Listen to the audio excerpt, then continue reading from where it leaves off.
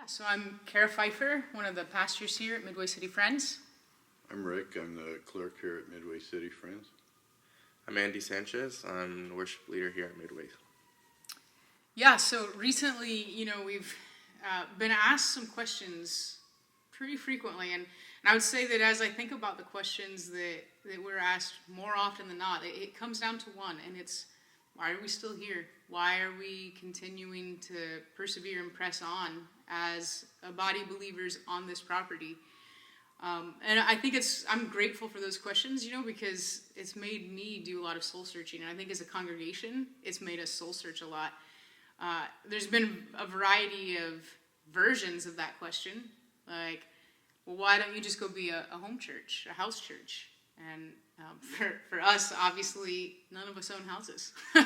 It's a pretty easy thing. We live in cramped spaces and nursing homes and tiny little houses for people struggling with mental illness. Like, we got a lot of stuff going on where that's not practical for us. So there's one of the related questions. One of the others is, well, why can't you just, find a way to cut a deal and take some money and go rent a place for a year? Or what if we can help out with finding you a building where you can meet? And I think that answer has pushed us a lot, because that would be a lot easier on so many fronts. But there's something about integrity, about conviction, that has kept us all here. And there's a real sense of unity in this body as we talk and interact about that question. And it just doesn't feel right. It doesn't feel right to leave. And I pulled out some pictures. You guys can even look at them here. And I think that this is part of my answer why we don't just go somewhere else. And I look at, this is like my favorite one, really. It's the mortgage burning ceremony. And these are the faces of simple people and their children and husbands and wives and grandparents, and the similar faces over here. This one's from the 60s, and this one is from the late 70s. And you see people with their own shovels digging into this ground. And these are people that came here during difficult times and worked in, orange groves and as farm hands and other kinds of jobs. And they put their blood, sweat, and tears into this property. And over here, they had this mortgage that they were like canning fruit and like, I've read in the archives all these different like fundraisers that they were working really hard for this property, because they had an intention. They had this place dedicated to the Lord, that this place would be a place. To make sure that the rent was paid here, that this continued on. And so they burned this mortgage because they finally felt free, and they paid it off early because they had worked so hard, and they weren't wealthy people. And this place, their intention was that this would be a Friends church. And that it would be a Friends church within, at that time, California Yearly Meeting. This place has been going on since 1933. And originally this whole place was just farmland. And they had like a chicken coop that they would meet in and have Bible studies in. And there were so many children. It still exists. Yeah, right. And they had so many children here in this community. And there were no churches. And other churches didn't want to come here. But they built a Friends church here because the Friends church was willing. And that's our history. And I look at these pictures, and I feel a debt of responsibility to these people, because they worked really hard to establish this place. And they had conviction about it, and they had a sense of purpose for why it was here. And I think that we all feel that same purpose. We feel a sense of continuity with these folks. And so part of us not being willing to move is we feel like that is still going on. That legacy continues here. And I kind of feel like I've just got this cloud of witnesses, this great cloud of witnesses behind me when I'm thinking about this property, when we're mowing the lawn and cleaning the fellowship hall. I know that there were people before us doing those very same things for the very same reason, to reach this community. I feel that quite often here as well. I really feel like somebody's coming along with me, encouraging me, and just sitting in conversation like that, it brought to my mind the importance of the work that they did and continuing on. It brought it to my mind that people aren't really asking the right question. They are asking a lot of questions, and there have been a lot of strange occurrences go on in the last year concerning the church. But the truth of the matter is that people are not asking the right question inside themselves. What is Christ's purpose here? Yeah. And then that brings to mind just individuals.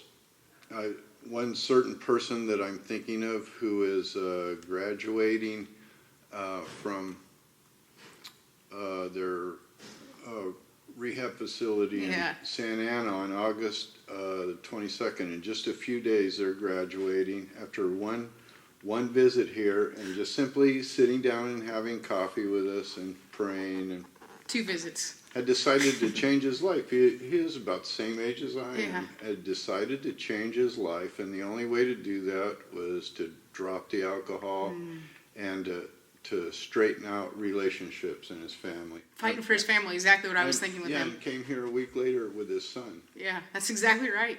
And just when we needed it, helped us fix a van so that we could minister to some children.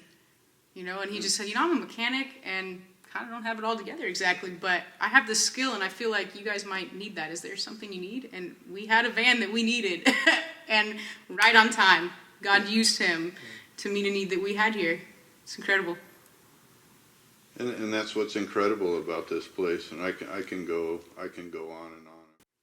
And the Holy Spirit's worked here in a lot of people's lives, individually, one person at a time like that. And that's what this place has provided for this community since the 30s. All these years has provided this place of stability where people recognize the place. They feel comfortable and welcome here. And while they are here, they have the opportunity to be quiet, to pray, to feel the Spirit, and let the Holy Spirit work in their life. And that was what all of this labor that we see in these pictures was aimed at to begin with. Well, that's right. That's what started all of this. Started the Bible school here that operated here for quite a few years. Just been listening to you two speak and thinking about my own experience here and my own feelings and my own thoughts, because I have a lot. It's been quite an experience coming here, when I was still young, still in high school, and beginning a journey of feeling called to be a part of ministry, and specifically with music, worship leading. And being here at Midway has given me a space to be able to work that out and to make sense of also other areas of my life where I feel God has called me and is calling me. This place is, it's been a home. Yeah. It's been like a training ground, but in a whole different kind of way, and a place where, I'm expected, I'm being held accountable. Like, you want to be our worship leader? Okay, like, come on Sunday mornings, choose the songs, get to know the people, speak in our meetings, be a part of us, It's not the kind of accountability of like, well, make sure you're filling your hours in, but I'm talking about like a very real relational kind of sense, like I've been given a place where I have a voice, where I am a person, where I'm able to explore who I am in the sense of me as a leader, me as a part of a congregation, me as a Quaker, as a follower of Jesus. I've been given a place to flesh that out, to wrestle with it. And it's been challenging for me. I'm young, and a lot of the people here are a lot older than me. And it's been a challenge because I want to see people my age come here, but at the same time, it's been an experience to sit, to be still, to allow those who've gone before me, who have had a lot of life experience, to teach me, to speak into my life, to prepare me. And I'm so thankful for it, And there are many people who, even before Joan Cara and me and you came here, have found a place to call home here at Midway, who have literally lived at the parsonage, who have led worship here. This isn't something new. There are a lot of people out there who, when they hear this video and they listen to it, they're going to say, I know Midway. Yeah. And the importance of us being here and the important job that we've done. That's what I meant by people aren't asking the right questions. The right question is, What is Christ asking me to do today? Yeah. What does he want me to do? And then listening for that answer. Just a great question. Because I'm not opposed to churches relocating, or I believe in house churches. I believe in all different kinds of churches in the park, whatever else. Mm-hmm. The question is, what is God asking of us?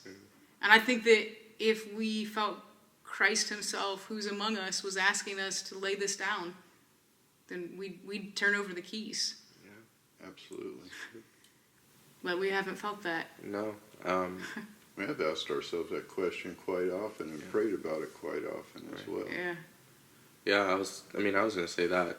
Pretty much saying, like, I think we all have. We've all gone there, been there. Mm-hmm. You know, we've wrestled with our situation, with what we're going through, and we're saying, is it time to move on? You know, I know I have. Yeah. You know, like, where are we going? Where are we gonna be? But no, like, we're still here, and we have the conviction that we will still be here because we've sat together as a family, as a community. We've come together, and you know, we've prayed. We've asked the Spirit to lead us, to humble us, just to speak truth to us. And you know, we've been at it for about a year and a half, 2 years. It's been a while, really, but after all this time, as much as it's been a painful process, we still come to the fact that we are a church, and we see the vision to continue being a church, and we feel the conviction, and we feel the joy every day of being a church and knowing, like, this is what Jesus is calling us to. This is what we have come to a decision as a family, as a community, people who are being sensitive to the Spirit. That's where we stand here at Midway. Absolutely. Wow. It's so powerful. Here we are, here we stand. Yeah, exactly.